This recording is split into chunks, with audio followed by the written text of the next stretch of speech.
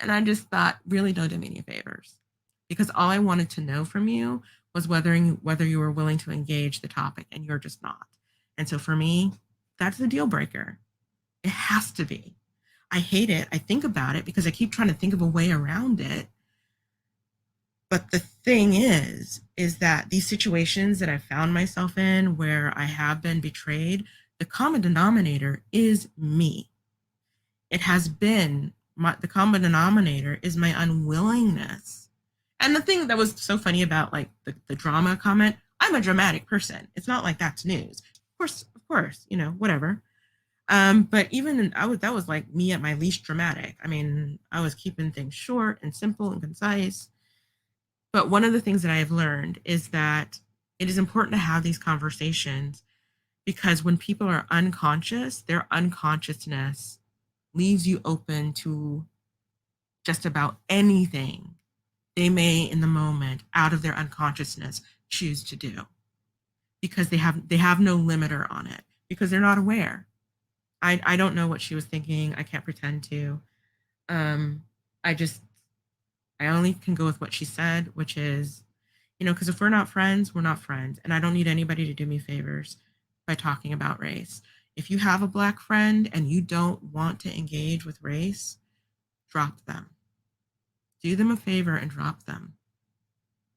Because one day you're going to do something out of your unconsciousness that is going to be really damaging. And you will have betrayed someone that you cared about without intending to. These are difficult subjects and they require all of us to work really hard. And it's really unfair for friends who are in the minority who are also having to deal with, people of color. We deal with the level of garbage, unnecessary garbage that we deal with kind of on the regular is unreal. And then in addition to that, we're constantly worried about how we're coming across and how we're presenting and what people and what impression we're making in order to survive a lot of times, in order to get the job, in order to get the apartment, in order to have this meeting go well, there's just a lot of work. And then that for some of us who are like me, it translates into our friendships as well, where we don't like necessarily say, okay, I'm going to put down my burdens and you are going to do a lot of work too. We're both going to work. It's just automatic for me to assume the role of doing the work. And so recognize that if you're white and you have friends, actually, it doesn't really matter what ethnicity you are. If you have friends of a different ethnicity and you aren't willing to engage with the issues that affect them, then you are forcing them to work far harder than they should have to. And if you care for them, you should not permit that to stand. It's scary. I mean, I there's a friend that I have who, she's white, but she is engaged with, she had a Black friend before me and started doing the work a long time ago. And she says it was really hard and it was really scary to start thinking about these things because she had to recognize areas that she didn't even know. She didn't mean badly for her friend, but she did ways in which might be hurtful that she had no idea that she might be. So I just encourage people to, give it a go. And if you are like me and you're old and you're used to, if you're just, and you're used to just thinking white people are going to white people and not having these conversations because, who needs the hassle? I am pouring myself a cup of tea because my throat is dry. Then I would encourage you to sit them down and have these uncomfortable conversations. And when you see how how easily these conversations can go so badly, you will be glad. It'll break your heart first. It'll break your heart. And then you'll be really glad that you did it because that stuff is laying there whether you guys talk about it or not. And it's going to show up at a time that's going to be super inconvenient for you, person of color. It's going to show up at a time, quite possibly, when there's a lot of stress or pressure or anger a time when it is the most damaging. So dealing with it now, if you recognize that you have a friend and they have a little pocket of like unconscious racism and you don't know what that's about, sit them down, tell them that you love them, tell them that you don't think that they're a racist and that you think that they're a wonderful person and that you think that we all have, this is the other thing I said to her, I think we all have issues in our thoughts about race because of the media. Unless we have friends that are, the United Nation of friends, everything that we get about people of other ethnicities and cultures comes to us from television and music and the news. And that's going to lean into stereotypes. And so we are going to be thinking in stereotypes, whether we mean to or not. So say that to them. Say that you have that problem as well. That, I will talk about my own. I haven't yet, but next time I will, if I ever have to do this again, which I hope I won't, because from now on I'm picking friends who are already engaged in these and doing their own work. That, you're talk about your own self-hatred issues, whether it's anti-blackness or being anti-Asian or whatever it is. But set up the table to be as gentle, as non-judgmental, as non-accusatory as possible, practically to the point that you barely even refer to them and what they do, say, or think. And then I think maybe the request, if you learn from me, maybe the next thing to do is to request. I have gotten to the point where I've gotten the guts to request that my friends like watch certain YouTubers or follow certain people on social media, people who have who've done work in areas of like Black thought and who are educators in those areas so that they can learn some things. And it is amazing, like just a month ago, the idea of doing that seemed like a really big deal to me. It seemed like asking too much. And then I'm sitting there having this conversation because I had a conversation with another friend that went badly. I'm having this conversation with her and she's giving me her very uninformed opinions about race and about, why things are the way they are. And I thought, I think it's quite possible that people who are not of color assume that they know what's up about this whole business. I think that's possible. Now myself, I have been Black all my life. I have been around white people all of my life. So I know all the many, many ways that whiteness shows up. Yes, people do make mistakes. We all do.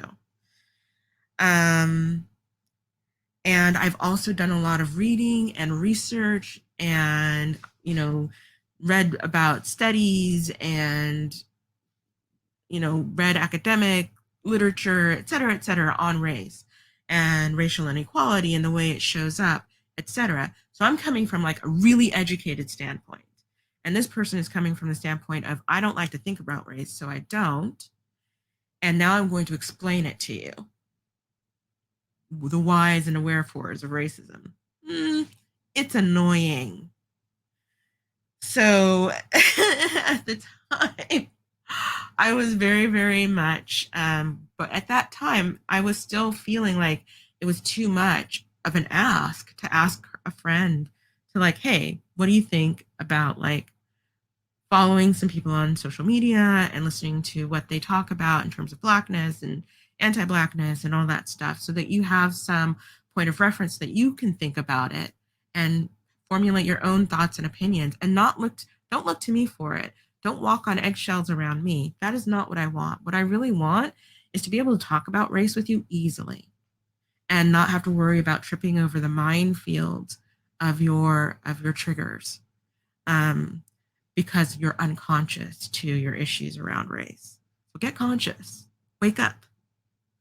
I see a couple of people. It's all about intent. People can learn too. And I appreciate that thought, SJ, but I'm gonna tell you, intent isn't nearly as important as we think. I don't think so. If you step on my foot, um, and break my toe is still broken whether you meant to step on my foot or not. So we cause each other all sorts of damage with good intent. And that's the other thing too. It's like with my white friends, all of them have super good intent. Their intent was good. I don't know if this last one, I think her intent was good. I think that she even believed that she liked me. I think she even probably made herself believe that, we were friends, and then, just let go of that feeling when the time came for her to let go of that feeling. But I don't think that I think most people have good intent, but still show up in really, really awful ways. Um, there are different limitations for different races, which makes it hard to find a balance. Different limitations for different races. I'm not sure what you mean by that. Um, in conversations about race, different limitations. Yeah. And not necessarily for different races, I think.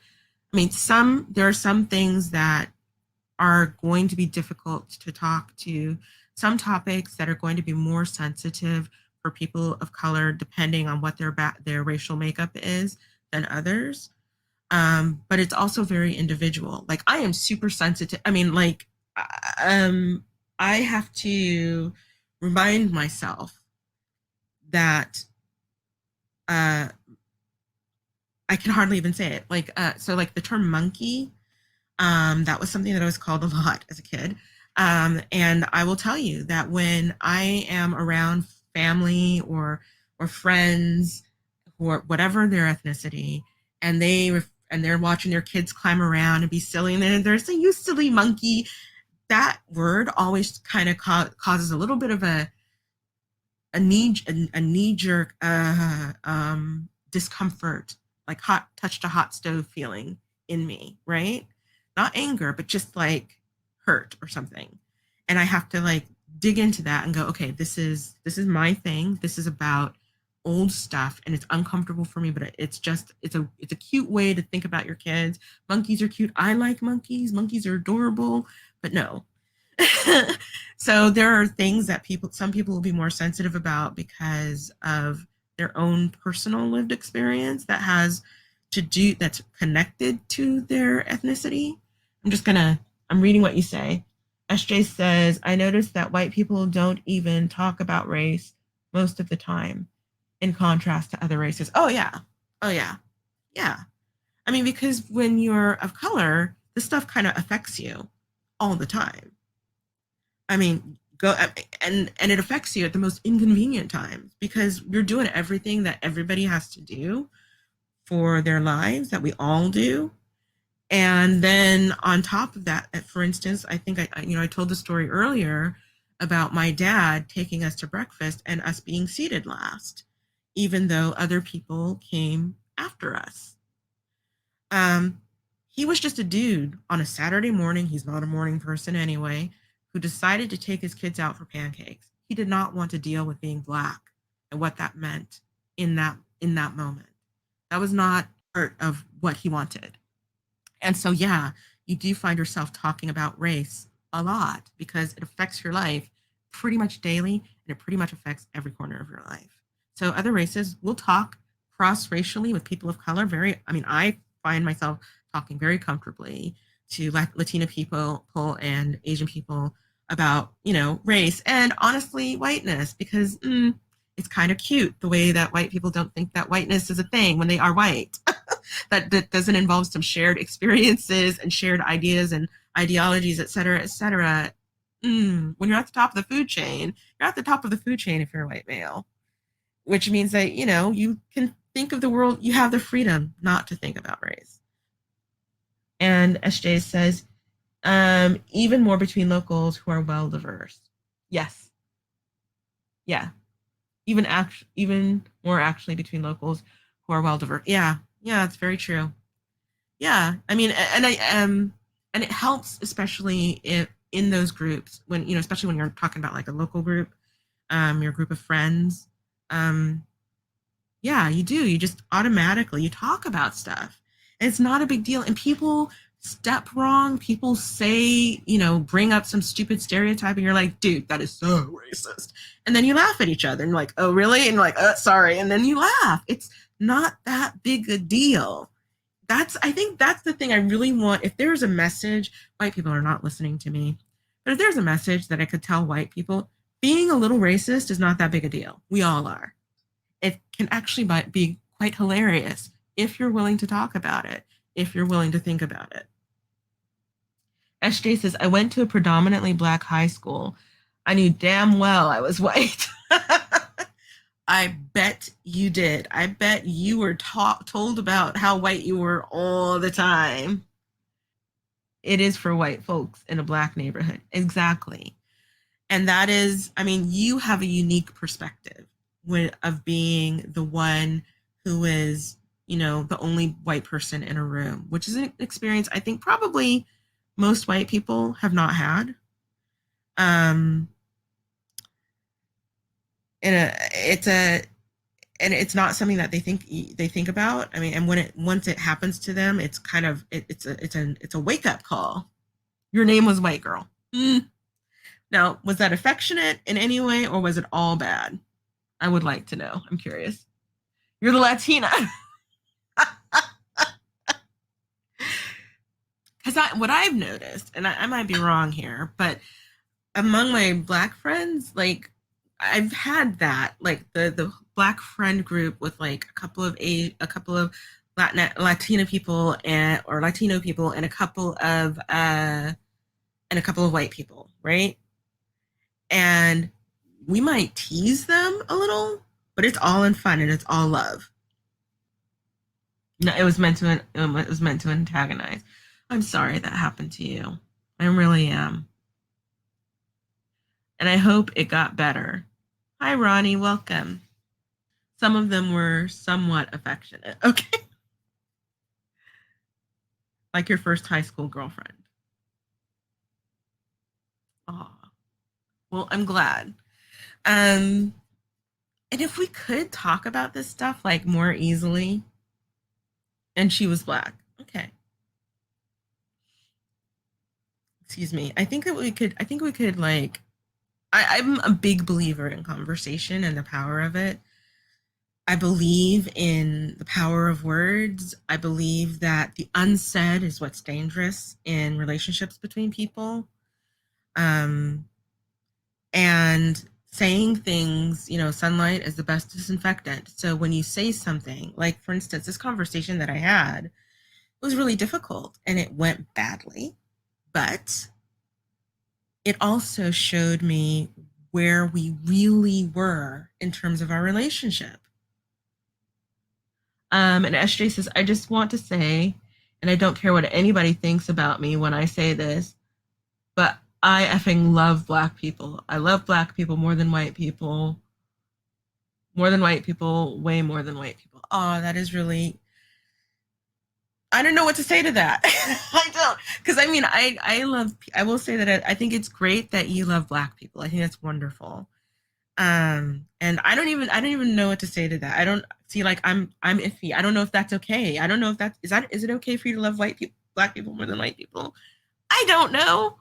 If that's how you feel, I think it's fine. And I don't think that you would go out and like do something terrible to a white person. And you seem like you're fairly aware about your attitudes around race. Um, White people and I have never gotten along, have never had common ground. And I'm going to say to you what I said to myself when I realized that, when I said to myself, because at first I would say to myself, every white woman that I've ever been in a relationship personally or professionally with has betrayed me, whether the betrayal was big or little. And what I would say to myself first was just that, and then end the conversation. But there are people, just like there are what, 7 billion people on the planet. 7 billion. I'm really bad at numbers. There might be more. I think there's more than that, right? There's a bunch of people on the planet. I'm really bad at this. There's a bunch of people on the planet, and most of them are not people that I would want to share a subway ride with. Never mind having my bubble as a close friend. So it's going to be rare for me that I find people of any ethnicity that I'm going to love and adore. So occasionally, and I do recognize that white people who are conscious and conversant about race are rarer than white people who are unconscious and who are mute and unable to speak about race. I would say that the vast majority of white people are very uncomfortable about race and just choose not to think about it and not to talk about it and blah, blah, blah, blah, blah, because it makes them uncomfortable. But my willingness to accept that is what is meant. That has been the reason why I have been betrayed in every one of those relationships, because I did not look at what I saw. They were unconscious, but I was not. I was like, okay, I could see the shape of their racism. I could kind of get a sense of what it was about and even sometimes what the root was. But they were completely unaware. So it was my responsibility to act like I knew what I knew. But I let myself off the hook because I was scared, because it was uncomfortable, because I didn't know what to do or how to do it. And what I've come to is, and I thought there was a shortcut, which is like, if as long as as long as their racism is sort of holed up over here by itself, and it's not touching our relationship, and they're unconscious of it, and they mean well, everything should be fine. But it was never, ever, ever, ever that like that. So being willing to like be open to people, but also to hold them accountable and to hold myself accountable makes a difference. As my friend says, you'll be interested to see the kinds of people who now come in because you're making room for better engagements and better friendships by having cleared all this other stuff out.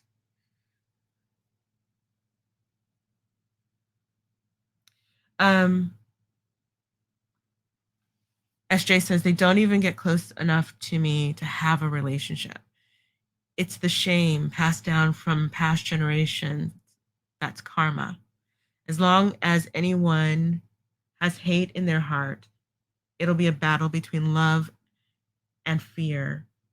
We need to let go of our fears and just love each other. That was beautifully said. Beautifully said. So I had some other stuff to talk about, but I've already been here an hour. So this was the last conversation. It was the one that I feared would go badly because, like I said, I sensed, and that's the other thing for people of color.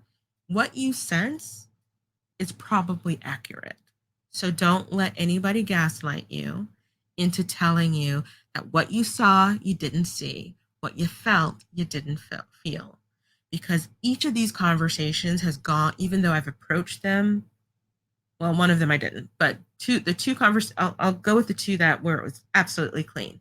Both of them have gone almost exactly as I expected, even though I approached them with the exact same attitude because, I was freaking out, and also the same language.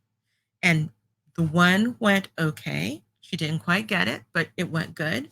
And then the other one went really badly. And I believed before I had either of those conversations that would happen, that, one would go pretty well, but that she might not totally get it. And I feared, which is why I saved it for last, that this one would go badly. And it went really badly. It went really badly. And I keep kind of like trying to step back from what I know, which is that these conversations have to be had. I keep trying to say, is there a way that I could walk this back and it not be this? But the fact is that unconsciousness, areas of unconsciousness are dangerous to other people. And I'm not saying we're always all going to be conscious of everything, but something this big, there's no reason to be unconscious of it unless we're just not willing to, unless we're just willing to be okay with the other person navigating our issues and our traumas without any assistance from us, without any work from us. Um, so don't let anybody tell you that you don't know what you know. Try to come into the conversation, try to keep it simple, short, be clear about what you want, what your intention is before you go into it. Um, it is totally okay to ask them to do some work by saying to them, hey, here's what I would like you to do. I would like you to do some reading and I haven't done this yet, but I think the next time, if I have to do this again, hopefully I won't, but the next time I do this, I will have and I will probably go back to one of my friends and say, hey, there's this YouTuber, have a couple of YouTubers, something that's, hello, Malad. So have some YouTubers or someone, I like T1J and I like Tinois because both of them, T1J, I think his channel he's a black guy. I think it's mostly directed at white people. And so that might be more comfortable for people. And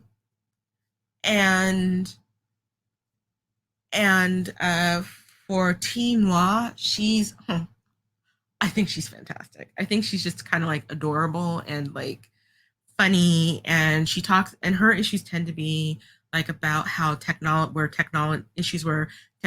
social media, and race intersect, and she talks about that. And whereas T1J tends to be like, you probably don't have any, if you're not taught, why you probably don't have any black friends, kind of thing. That is more, it's more general knowledge type things. So I find those two very, very helpful. So T Noir, Noir, Teenoir on YouTube. So feel free to give them stuff that they can go away and look at, and impress upon, and then repeat yourself toward the end of the conversation. Repeat everything that you said, because at the beginning, I can almost guarantee you they were not hearing you past the rush of terror in their ears. They were too scared, too freaked out to hear you properly. So at the end, go back through, say it all again. I don't believe you're a racist. I love you. I think you're wonderful. I have noticed this area that there seems to be some area of unconscious racial stuff that I don't know what it is. And maybe it would be cool for me. And I don't want you walking on eggshells and worrying about offending me. I have a thick skin. I can take it. But what I would love is to be able to talk to you freely and comfortably about race. And so maybe what you can do, there's this article, there's this YouTuber, there's this person on social media who you can follow and, find out a lot of stuff from, blah, blah, blah, blah. So this is what I've learned. Learn from my experience of doing this very badly. I mean, I feel bad. I mean, I did it badly, but I don't feel, and cut yourself some slack. Recognize that a bad outcome does not mean that you were wrong to bring it up, or that you were wrong to bring it out, because all the bad outcome did was reveal what was already there. Like I had a friend who, I felt at the time when I would talk to her about race that she was just sort of, what's the word, patronizing me. And then I did realize that after we talked that, yeah, she was patting herself on the back for being a good white person, for listening to the black girl talk about race. And I was like, okay, all right, yeah, so that feeling that I had, that was correct. So a bad outcome does not mean that you did it wrong. You don't have to do it perfectly. they're not doing it perfectly, you really don't have to be perfect in these conversations, because the fact is that all the labor is on you. When you're dealing with someone else's unconscious issue, they aren't working on it at all. So when you bring it to them, you're the one who's doing the heavy lifting. So if it goes badly, don't beat yourself up.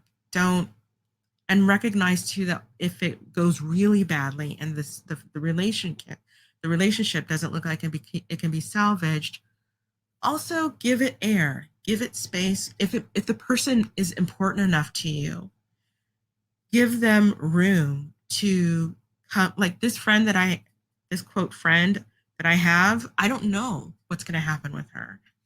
It might be that she'll take some time and she'll do some thinking, and she'll reflect on what I actually said instead of what she's trying to make me have said, and recognize that I was not trying to hurt her.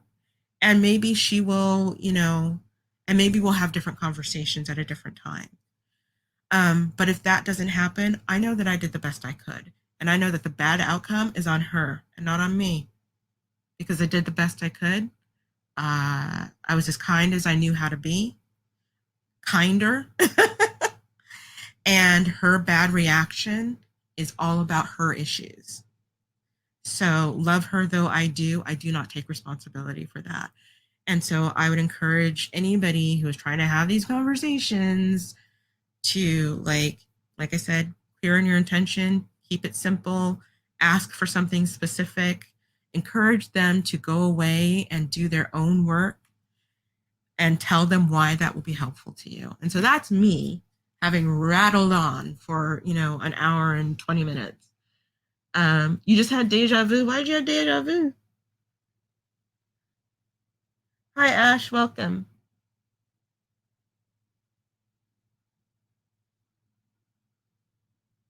You're sad he can't laugh every single morning because whose account is blocked? I don't know what you're talking about, Malad. You'll have to tell me. I'm interested. Now you've got me curious.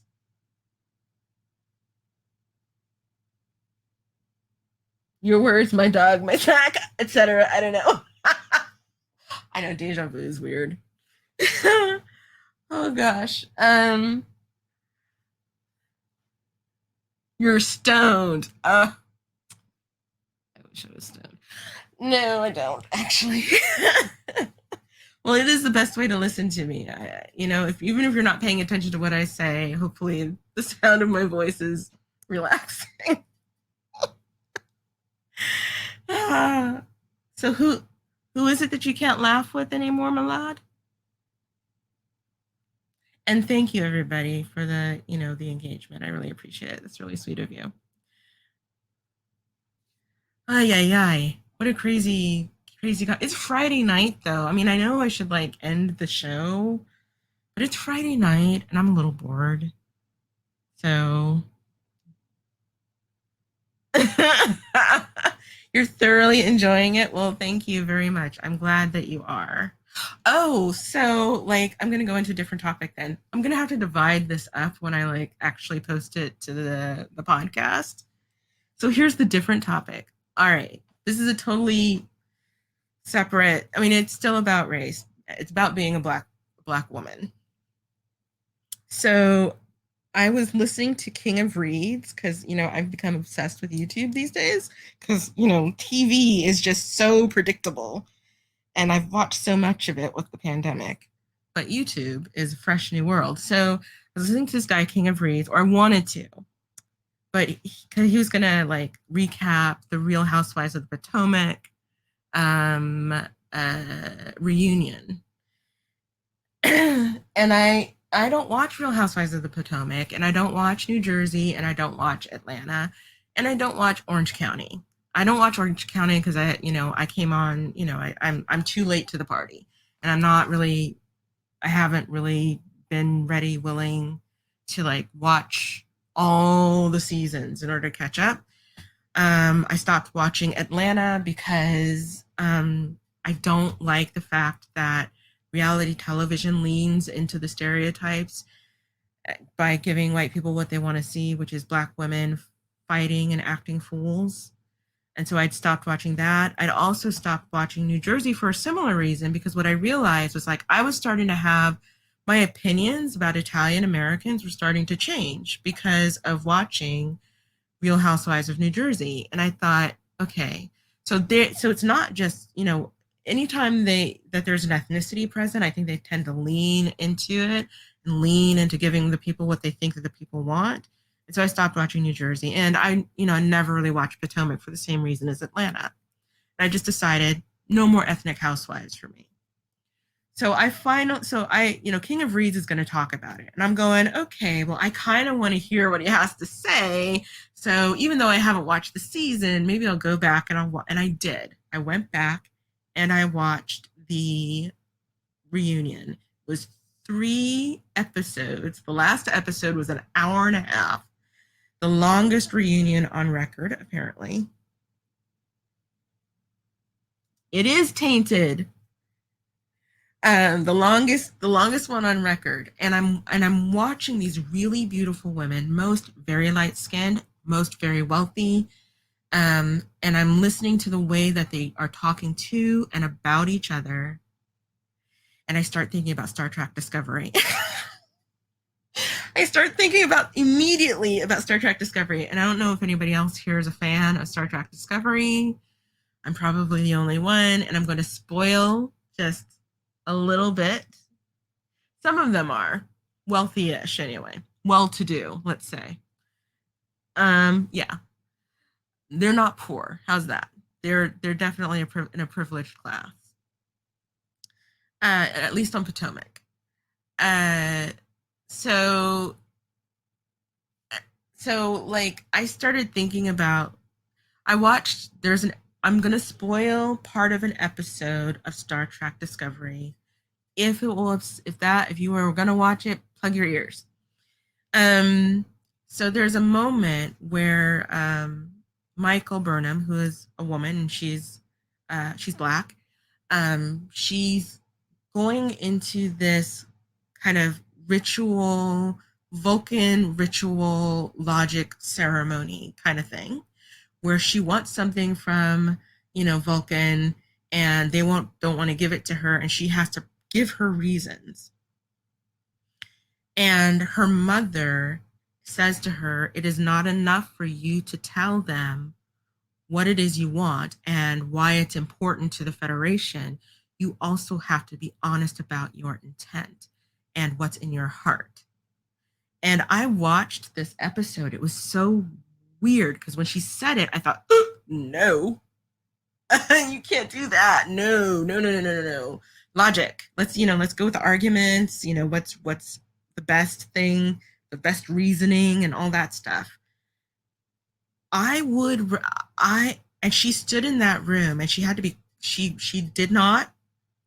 She gave all of the reasons, all the logical arguments, the scientific arguments, and they were unmoved. And her mom calls her out in front of them and is like, you need to talk about your emotional reasons, the reasons in your heart.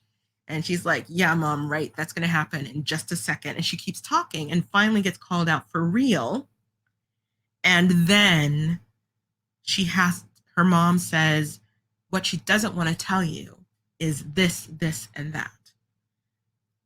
And then she starts talking about it. And I thought to myself, I think that is, while I was watching The Real Housewives of the Potomac, I'm watching these women, and they're ready to cut each other with words. They're ready to call each other out, et cetera, but not a single one of them feels safe enough to talk about their heart. And I know for myself, I'm the same way. I'm it's very, very much, this is a new experience for me. This is me trying to engage. I don't want to be dead from the neck down anymore, as Ayanna would say. I have been for a really long time. Life gets difficult, and I lock things down. I lock, the stuff that hurts me up. I even lock, but unfortunately that locks you away from joy too. So blah, blah. And so these little conversations that I have with, well, this time I'm having it with people, but usually it's just a couple of us here, and I usually start out with just by myself. Um, is that Black women are really afraid to talk about their hearts. They're really afraid to be vulnerable and to express the hurts and their pain and areas of emotion. And we tell each other, like, constantly, you got this. Soldier on is what you say to yourself. Soldier on. You know, um, no way out but through. There are just all these things that we kind of say to each other whenever one of us is going through a hard time, that does not in any way respect the difficulty of the time and the toll that that difficulty takes on the person. We do not tend to give that to each other. We do not tend to extend that. We do not tend to invite each other to, like, take a moment and fall apart. I'm right here and I've got you. You fall apart, you go to pieces. I'm right here. We don't really do that with each other because there's something about one, it's like we're all carrying so much garbage and so much unexpressed stuff that we just, like, put down into the boxes, into the big old trunk, and squished down and shut the lid on and locked up, and then put that box into a bigger box with made of metal and locked that box. We are so accustomed to doing that when we see another one of us really, really genuinely kind of falling apart, we get angry. A lot of times, not every time, not all of us. Some of us have done our work and we know how to be there and how to be there for each other and for ourselves. But for a lot of us, it is difficult because you see another Black woman breaking, and what happens is your stuff starts rattling. You can feel it. You can feel it starting to rattle inside, and you're like, no, don't you dare. You're saying, so you're like saying to this other woman, no, don't you dare go there. Don't you dare, because if you break, I break, Jack. No breaking allowed. And so hopefully we'll get to a place where we start addressing our pain and our trauma. And I'm looking at these women and I'm like, I feel like they're locked in it. They are locked in it. And I recognize it because I've seen it in my mother. I've seen it in my grandmother. I've seen it in the women in my generation around me who, give their daughters so little in terms of love and understanding and appreciation and affection and tenderness. It is a little insane. Yes, I agree with you. There are a lot of lies. And I think that there are so many variables, SJ. And I will say that while I'm speaking of this as a Black woman, I do recognize that this is something that is probably pretty common in a lot of marginalized communities because you just don't have the time to unpack all the garbage. You don't have time to unpack. You got a life to live. You got to get kids fed. You got to get jobs worked. You got to get laundry done. You got to get cars fixed. There's just way too much to do to think about your brokenness. No time. And with women, I think we tend to be offered, like, someone saying, hey, would you like to have this? I'm not sure, just if you feel like it. But we tend to be offered a greater share of the burdens that people have. So we don't deal with our stuff. And I don't know how it works for other marginalized groups, how I have seen signs of it. I have seen signs that, Black women are not the only one who raise their sons like princelings. I'm not going to say all Black women do, but there's that definite contingent where, you have sons and then you have a daughter, and the son gets all the love, not all the love, but all the, like, leeway. and the daughter gets all the restrictions and the surveillance and the necessity to not be too much of a hassle. It's kind of a pain in the neck.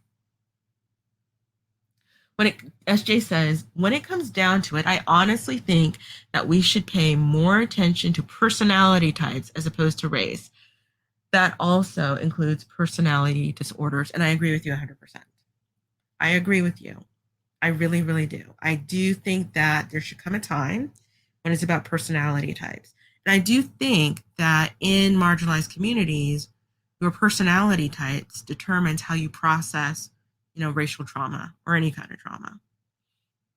And also, and I do feel that when it comes to the whole field of psychology and psychotherapy, that they put far too little emphasis on trauma, because even personality disorders, even mental illnesses, when you track them back, so many of the people have history of trauma. And we don't do enough education in this country in the psychological field about trauma. And we certainly haven't done enough about racial trauma and that kind of stuff. No one ever really talks about it, but it's very relevant and applicable to the problems and therefore to the solution. And yeah, I agree with you. I am sort of working on a thing. I'm sort of working on starting like an artist support nonprofit. Yes, most of the people who benefit at first will be Black, and if not, and then it'll be like, people who are broke but older, et cetera, et cetera, et cetera. But one of the requirements is going to be that you have to talk to one. We will have a counselor or two that person will have to talk to, because one of the things about creative people is that once you start really engaging your creative self, trauma, wherever your trauma lives, starts lighting up. It starts visiting you. It starts sticking up its head and going, hello, how are you? I'm here to terrify you into silence. And so I think that we all need therapy. I believe in therapy for everybody. It's ridiculous to me that it's so difficult to get therapy.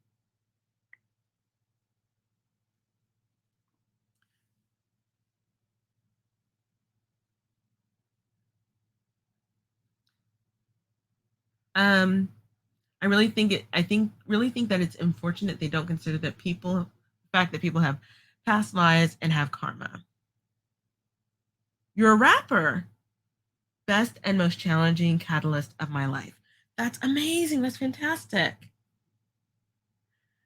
So that's SJ's. SJ is a rapper. I think that's so cool. Congratulations. Isn't it amazing? It's wonderful, right? When you do stuff, when you have a creative outlet, you just kind of, and I believe everybody's creative. Everybody is. You're Jane Shady, no relation to Slim. Okay. Nice. So I believe that I think you're right. We are all kind of messed up as people. Everybody in this country needs therapy. We just all do. Because even if it's not, I mean, if you're not messed up or crazy, then it's a nice spa day. I mean, I will tell you, when I have a therapist, and when I am not like having some kind of crazy crises going on, usually I don't. It is very, very much like I come in, I don't have to think, talk, worry about you, which is cool, because usually I don't know how to have a conversation with someone without worrying about them a little. So I come into your office, I say all the things, dump all my junk on your desk, get up and leave. And you get paid, and that's what you get paid to do. And I feel so much better. It's like I had a nice emotional facial or massage. It's really nice. I think that it's good for everybody, even if you're not messed up. But people are like obsessed with the idea that going to therapy means something negative about a person. And it doesn't. It just means that you're talking to somebody who that you're paying, and you're not hassling your friends. I mean, because I mean, not there's nothing wrong. I mean, like with going to your friends and stuff, but you know, it is nice. I, I'm a verbal processor, so I work through things by talking about them. So a, hence the podcast, and two, therapy, because it means that I can talk to him about the same issue 1,000 times in a row if I want to. That helps me. And then one day I don't need to talk about it anymore. Oh, yes, I remember Dr. Laura. And I will tell you, as much as I think that she's a little nutty now, I really, really liked her for a really long. I mean, she was very helpful to me when I was like in that whole 18, 19 age range. But I think she's lost the plot as well at some. She just lost the plot. Yeah, I there was yeah, there are a couple of things that she did that I just thought, wow, I the whole that book, 10 Stupid Things Women Do to Mess Up Their Life. Oof, that book is my jam, or was. Did I hear her last cast? No, I haven't listened to her in years. Hi, everybody. Oh my gosh. Hi, people who are coming in.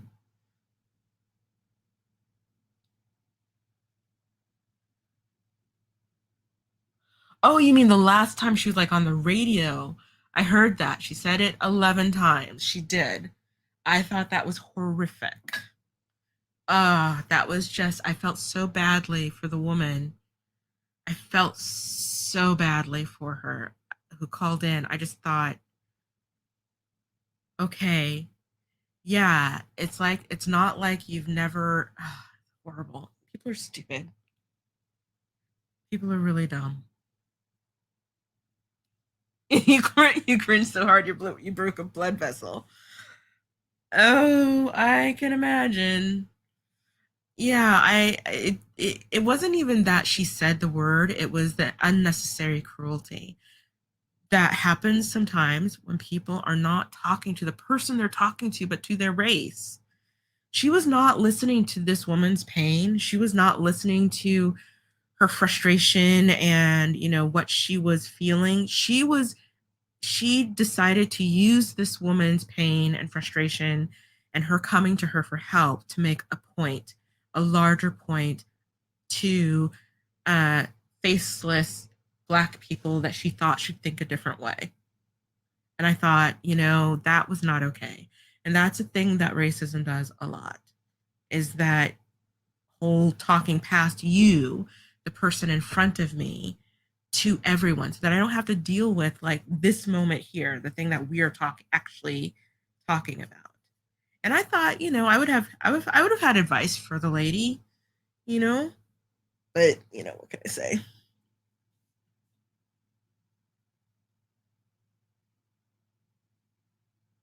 Remember that young girl, fish wrapper, white Daniel? I don't know, who said N word in her one hit wonder. I don't. I don't listen to rap. I'll be real. I stopped listening to rap in the 90s. Once they started calling me, started calling women bees and hoes, I was out. I was like, I don't care how good the beat is. That's it. I'm done. Because you know what? You are not going to build this industry on me. So I'm done. So I don't know. I don't know about her.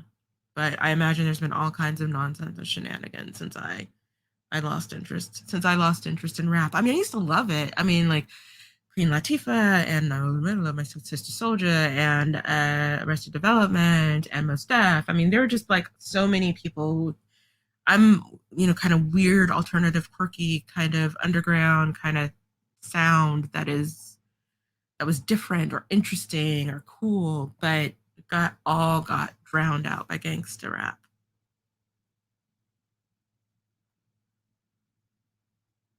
She fought with the Cash Me Outside girl. I did not know that. Oh. Oh, that's too bad. All right, guys. I really have. I think I've talked myself out, and I've probably talked a couple of you into a coma. Thank you for coming. This has been amazing. This has been very cool. I'm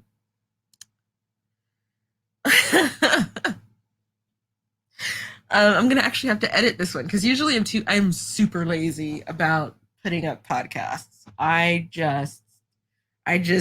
the thing and then I put the whole thing up there without editing it. But I'm gonna have to edit this one so at least it's a couple of parts.